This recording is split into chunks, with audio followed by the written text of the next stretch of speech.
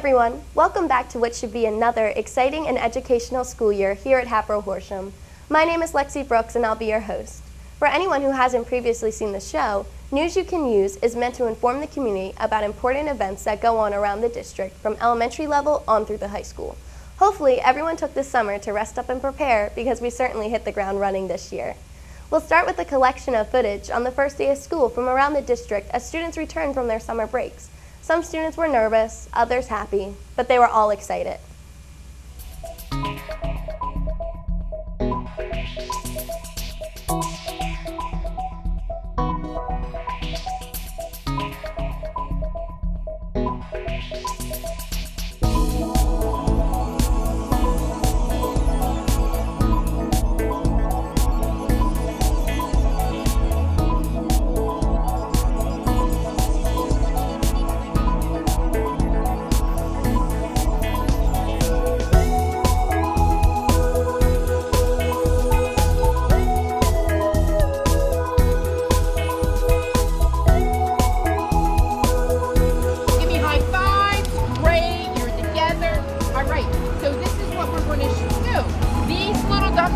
Are all kindergartners, and they have to go in the gym, but they don't know where the gym is. So since you guys are so old, let's lead the pack and show the girls where they're going. All right, boys? Thank you. All right, you follow the boys. They're going to take you where you're going. Mason, thank you so much for taking.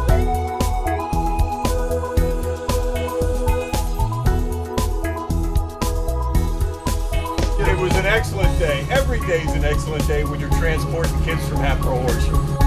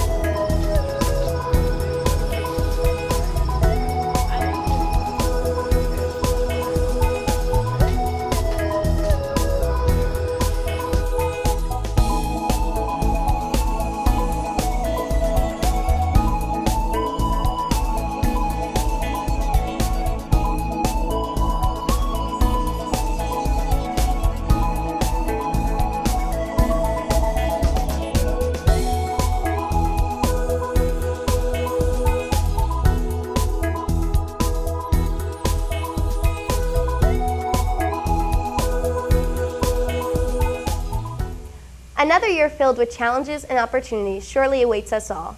Good luck to all the students, teachers, and staff as they start the new school year. Before the school year officially got underway, KV held an open house to let students explore the building, find their classes, and meet with their teachers.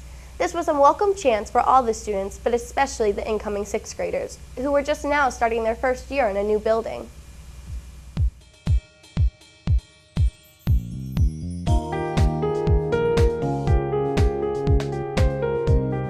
We loved this, our open house. It's a chance for kids and families and parents to walk around with their schedules. At no time limit they can go. Some students walk around 5, 6, 7 times to make sure they get their schedules right. Get a chance to meet teachers, meet our administrative team, meet guidance counselors. We'll start out, we'll talk about living things and like how we classify them. Then we'll make a virtual zoo. So you get to go on the computer and design a zoo and put your animals in the right areas. And then we'll get into cells and we'll use the microscopes over there. We'll look at slides, we'll draw and things like that.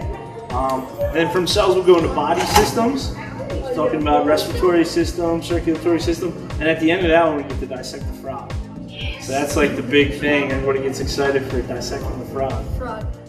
It's very informational to get to meet my teachers. Just to like try to get a good first impression. So like on the first day of school you walk in, you have like, who's that? I don't know how I should act and stuff. Like you always want to act good. The parent feedback we get is excellent because it's just a way to open up our school a lot for the 6th graders and new students, but also for returning 7th graders and 8th graders. A chance for them to see Keith Valley, what it can offer everybody. Also gets a chance for parents to get involved in our Home and School Association, and it also gives students a chance to check out our PE facilities and buy the PE coveted uniform. Our school store is also open and the supplies are here, so if families need them, they can buy them here. So it's a great event, it's a great way to kick off our school year.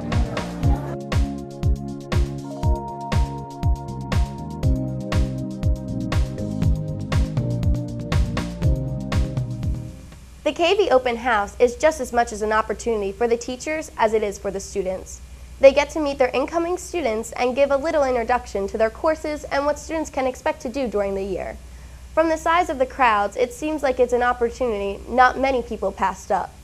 Another kickoff event at KV that just took place was KV Cares Day. KV Cares Day is meant to introduce new students to the KV Connects program, which is a year-long anti-bullying program that has received national recognition. It's also a great way for students to meet and get to know each other.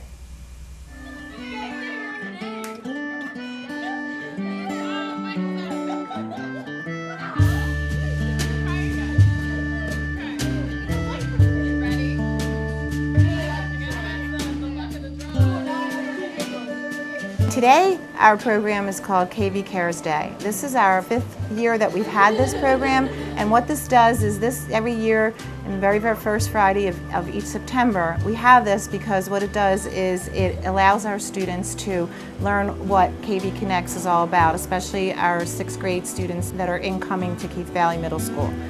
All right, Emily. This is the challenge. What's everyone's name? Wait, is it Elena or let's see if someone shoots this time. Jamie,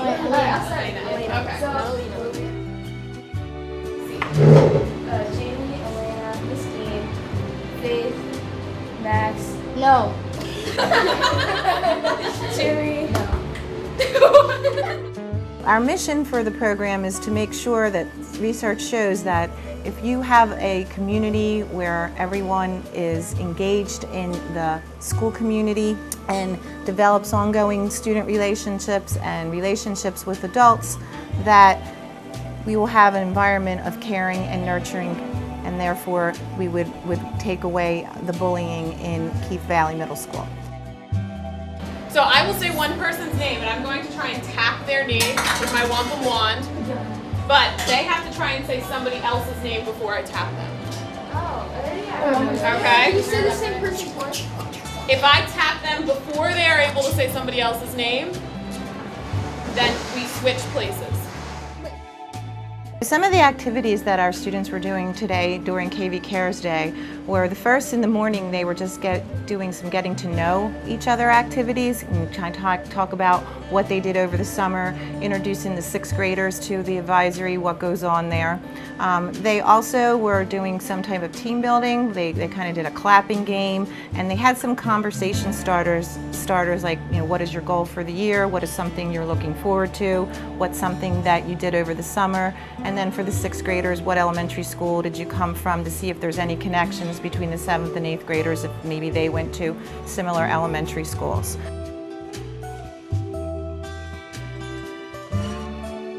What we would like students to take away from today is that they're someone here that if they need an adult to go to, they know that they can go to their advisor. They know a little bit about bullying and what we can do to prevent it, what they can do to prevent it, and also to just take away with them these interpersonal relationships, that there's someone that they can talk to, and that also of team building and respect, and just that we're a real community of caring here at KV.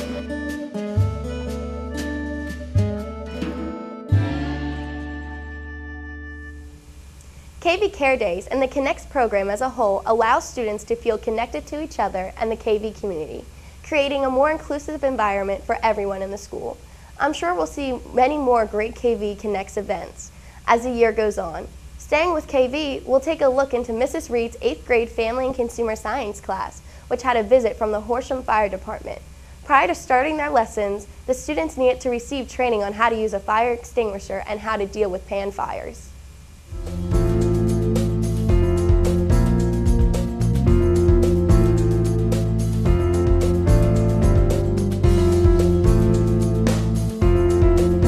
The Horsham Fire lesson was developed, it's a partnership with Horsham Fire Company and the Family and Consumer Sciences Department at Keith Valley. It's introducing the kids into kitchen safety and the proper use of a fire extinguisher. As they're working in their labs and preparing food, we do have the possibility of pan fires. So they get to put those out and also share some information with their families about using fire extinguishers if they have them at home. All of them have some type of I'll tell you when you get outside there, I'll tell you, pull a pin straight out. What you have to do though is they all have this little plastic keeper on there. Color doesn't matter, color just is whatever it is. What I tell people is you got to twist it like you turn a key in a lock. Twist it, it'll snap this little keeper, pull the pin straight out. I'll tell you to pick it up with your strong hand because not only do you have to be able to pick it up, then you got to be able to squeeze the two handles. And then with your less dominant hand, you're going to squirt the extinguisher and put the agent on the base of the fire. What you need to do is you need to apply the agent on the surface of the material that's burning because that's where the combustion process is going on. That's where it's happening. More and more kids are home by themselves and they're starting basic food preparations for families before the families are home from work. This lesson is really important. It gives them some safety information so that they can keep themselves and their homes safe while they're doing those basic cooking preparations. Is the jar representative of the lid? Sure, absolutely. The difference is we can see, right? We can visualize it. We can't see through the lid. But if I were to put the lid on the pan over the event, it's going to burn in there until it consumes the 21% of the oxygen in the air that I captured when I put the jar down over it. So, cool. Went out. Like magic. All right, so we know based on that, we can't visualize it, but we know as soon as we do it, the fire's going to go out. If we get the lid on properly, the event's going to go away. So using the oven mitt as our protection, I get the lid. I want to be down low. All that thing's going to be snapping, popping, doing all those things when it's going on. A lot more fuel. Start at the closest edge to me and just slide the lid back on until it drops right down there. If I'm down low, I can see 50% of that pan. If I can see it and it looks like the lid's on properly in the front, I'm pretty comfortable it's on properly in the back. I then reach over and turn off the energy source. This happens to be one of the lessons that my students remember. They come back after they've been in the high school, and this is one of the first things that they remember about this course. Captain Johnson does a wonderful job involving them and actually getting them to be active participants in the lesson. And I think it has helped a lot with the safety in the community.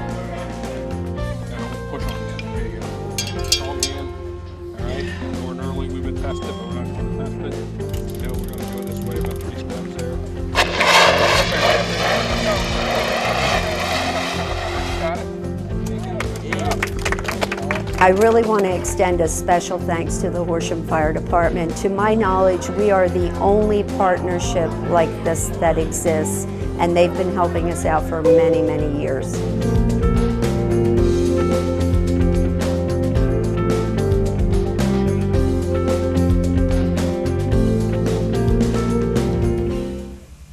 It's important to know how to act in the event of a fire, and with the help of Captain Johnson and the Horsham Fire Department, students at KV are gaining that knowledge, and Mrs. Reed noted, making the community a safer place. The Hatboro-Horsham School District has a place where students with substance abuse can go for help. Be part of the conversation is a refuge for those students, and just before the school year began, they held their second annual summer retreat. Their mission to find new ways to improve its communication to students and their community. Take a look. Back in August, the Be a Part of the Conversation executive team held their second annual summer retreat. Teachers, parents, students, and administrators met at Simmons Elementary School to plan for the 2013-14 school year. And we had 52 people show up today on a Tuesday in August to talk about something that's clearly very important to everyone in this community, at least to a lot of people, at least the people who are here. And to get those different perspectives was very interesting, I thought. And that's exactly why we did this last year. But this year, I think we were just discussing is so much more vibrant and people were so much more engaged. Participants from different demographics teamed up to discuss ways to enhance the program, which primarily focuses on addiction. I've been to several of the events, the Addict one and others where parents have an opportunity of all ages to look what might be coming down the line with their younger children, and I think it's helpful to share with other parents concerns and not feel alone if you are having problems.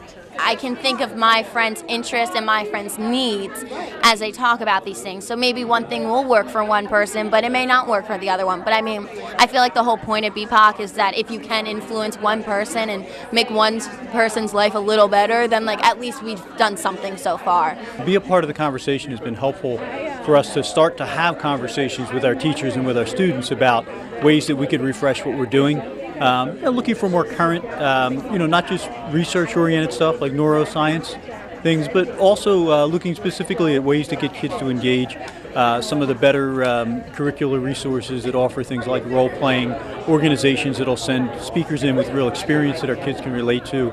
But I mean, what's really important to me about the work that we're doing here today is that I really do like to think of our curriculum as the property of our community. Be a Part of the Conversation, or BPOC as it's sometimes referred to, began in 2011. For 2 years, there have been many events and weekly meetings to help the Hatboro-Horsham community deal with addiction problems. 2013 will also present opportunities for the community to attend events and meetings. Our very first event is on October 3rd. That's a Thursday evening at 7. That's typically when we have parent partnership meetings, every Thursday at 7, which is ongoing 12 months of the year, every Thursday.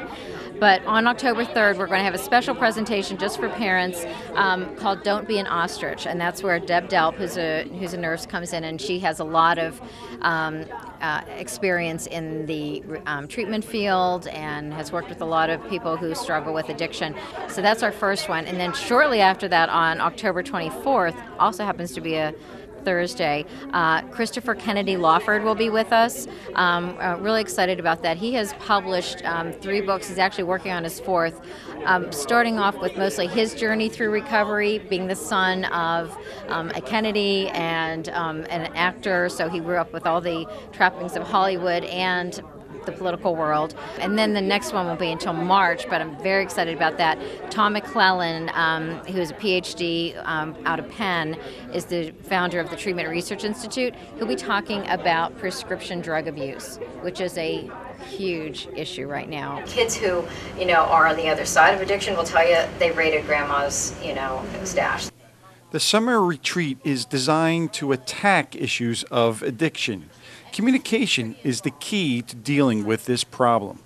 The overall message here is we have to talk about this. Not talking about it is not going to make it go away. It's never going to happen. We have got to address it and educate everyone involved. Teachers, we're going to have in-service days in the fall where we're going to educate high school and middle school teachers about how the adolescent brain works and why they're so susceptible to substance abuse. I think that's going to be a very important piece of it too. Educating everyone from the top down and all-inclusive. To get more information about Be a Part of the Conversation, just go to the Hatboro-Horsham District website and click on the BPOC logo. that has so much information. It has hotlines, it has a suicide hotline, it has how to get help to, my child is on medical assistance, but he needs to go to treatment. All that kind of stuff is on there. And we post news stories so that you're kept abreast of what the trends are, all that kind of thing. Lots of resources for how to have a conversation with your son or daughter, that sort of thing. So lots of really good information. That's the best place to start.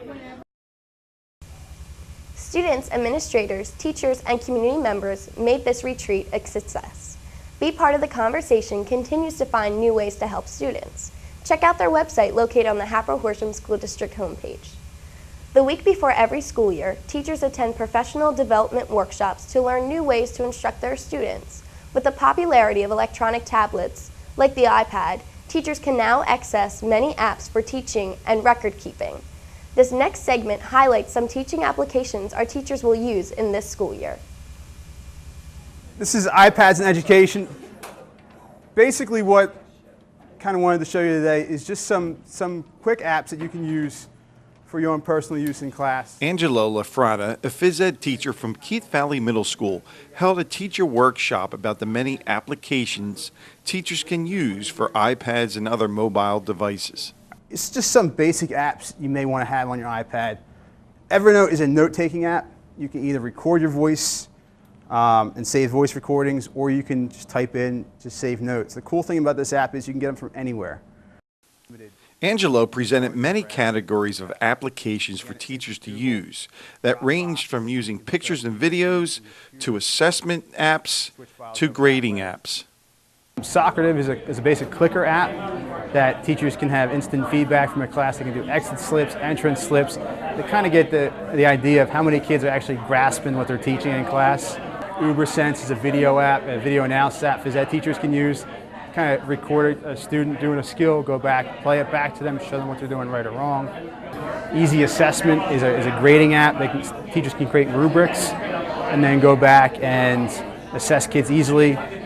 Capture video or pictures just to kind of support their grade and then show students why they got the grade they did.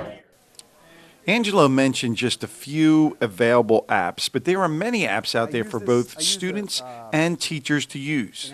The challenge is for teachers to find the right app for their classroom.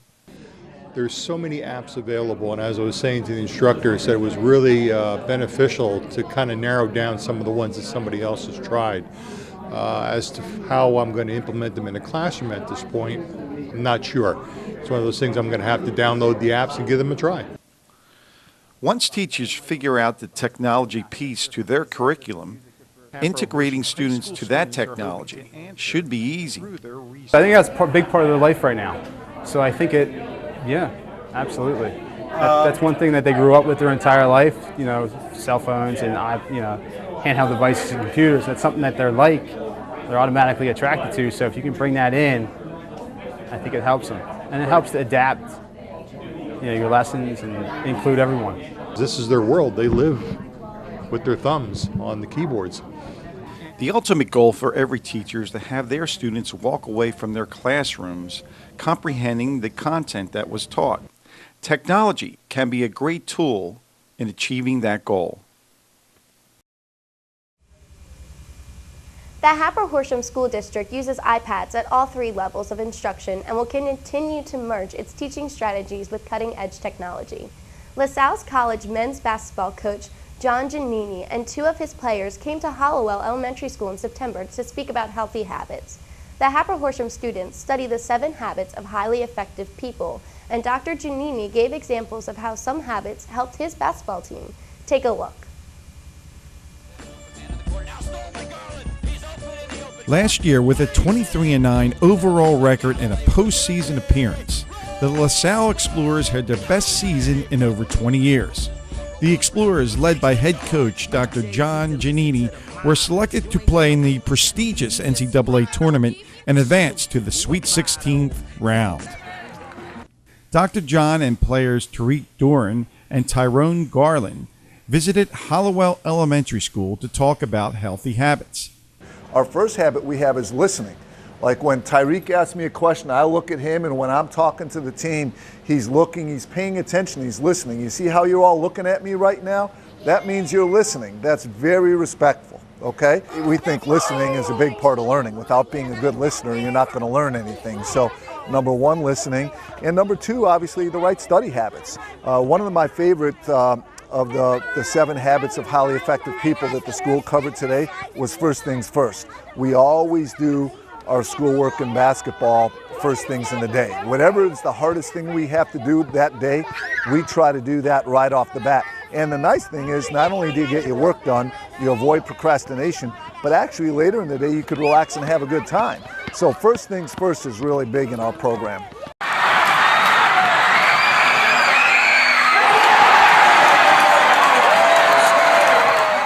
After coming off a terrific season last year, Coach Giannini hopes that winning becomes a habit at LaSalle. But winning, like all good habits, takes time.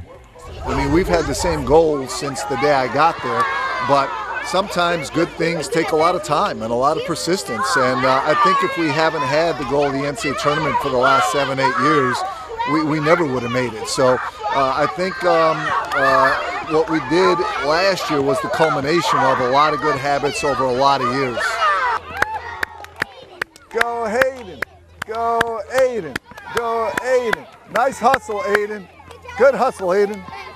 Coach Giannini and his players demonstrated to the children of Hallowell Elementary School that good habits eventually lead to success. His tenure at LaSalle is proof of that. What a great example of how persistence combined with good habits produce positive results. Good luck to Dr. Giannini and his LaSalle Explorers as they prepare for another season. It's now time for the Hatters Sports Report with Mr. Anderson. Take it away, Mr. A.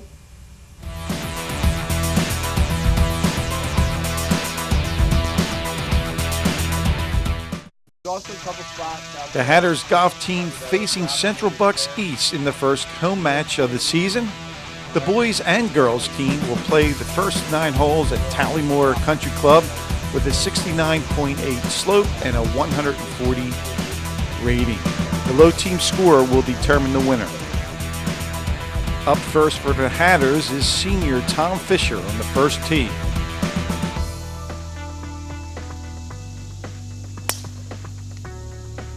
And he hooks the ball into the left rough just by that sand trap.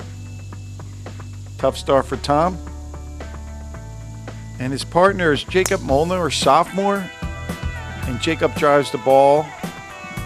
Looks like it's right in the middle of the fairway. Good shot, Jacob. Fisher now putting for his par. And that's a real nice putt for par. First hole is 420 yards. CB East player Matt DeJong putting for his par, but doesn't make it. Him and his partner will bogey the first hole for CB East.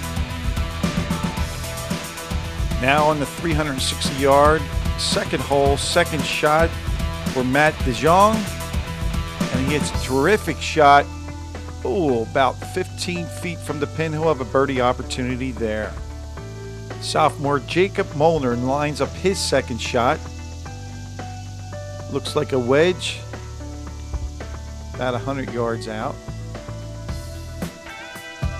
And his ball lands about 10 feet from the pin. An excellent birdie opportunity awaits him. Molnar now lining up that birdie putt. It's about 10 to 12 feet, a little bit downhill.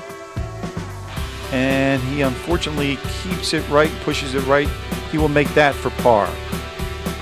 Jong for his birdie, and he misses that. He'll hit that in for par. And both teams are all square after 2 holes. Now on to the short 340-yard par 4 on the third hole. Fisher's second shot just under 100 yards in. And his wedge shot goes about 20 feet from the pin just behind it. Excellent chance for another birdie. Jacob Molnar just off the green for his 4th shot. He struggled a little bit on this hole. And he makes a good chip this time, and he'll tap that in for his bogey. Fisher for another birdie opportunity here. It's not easy. It's going downhill a little bit, and he keeps it right, but he will putt that in for par, and the teams are all square after 3 holes.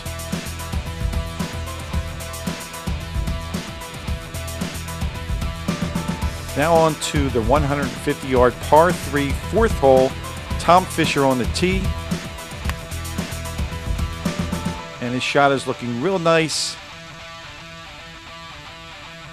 as it lands about 20 feet from the pin and rolls up a little bit. He'll have a pretty good opportunity for another birdie. Fisher now trying to capitalize on that good shot with a birdie opportunity here.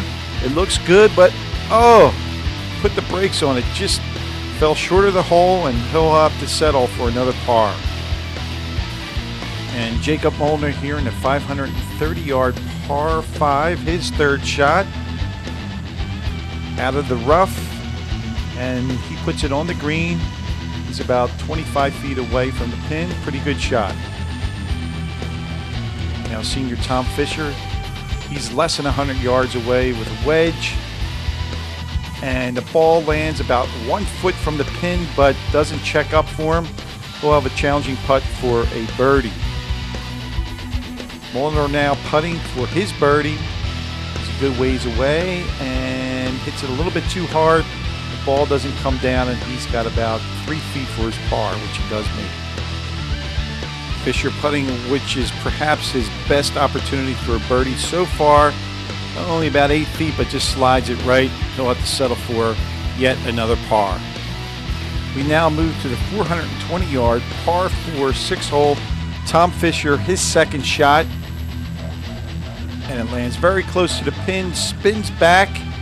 He'll have about 8 to 10 feet for his birdie putt. Fisher lining his putt up. It's a nice stroke. Will it get there? It will not again. He leaves another putt short. He'll tap that in for his par, and he remains 1 over for the match. He moves to the 7th hole. 2nd shot by Tom Fisher. It's a 365-yard par 4. It's a water hazard to the right side of your screen. Fisher, flirts with it, but he's safely on. He'll have an uphill putt for a birdie.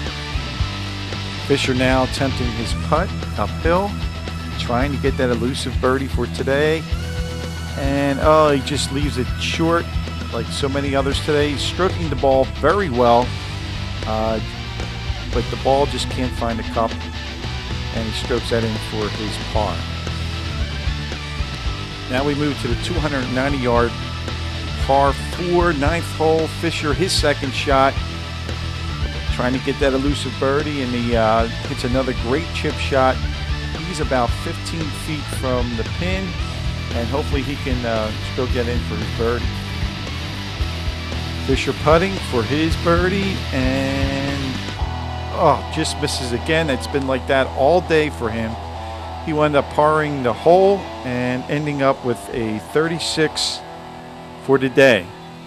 His partner, Jacob Molnar, would shoot a 48-13 over par. Tom Fisher would end up with the low score of the day with 36, and Kyle Kost from Central Bucks East would have a score of 40 to lead his team. I hit the ball pretty good. I think I made 8 pars and a bogey on 2. I think I left all my putts short, dead center of the hole for the most part. I mean, I didn't think I putted bad. I was just missing the putts, so I guess some days it just goes that way. I guess you can't really complain. We have a lot of young, well, not young, but I mean like people that just haven't really played varsity, and I think that as the season progresses, nerves will get a little less, nervous, and I think we could do pretty good this year.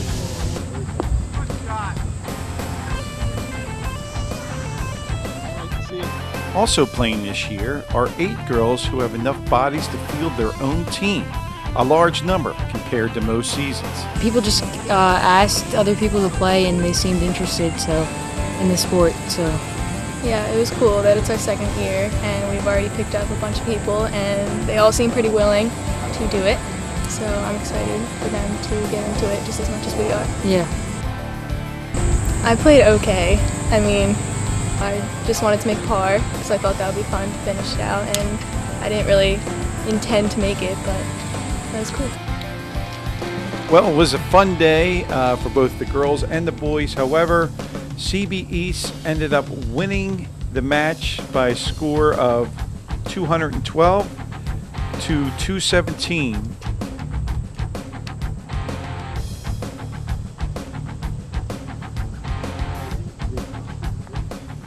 Congrats to Tom Fisher for the low round score that day. The boys golf team is 3-7 thus far, and the girls team is still looking for their first win. That will do it for this edition of News You Can Use. Thanks for watching, and stay tuned for our next show in the future. Take care, everyone.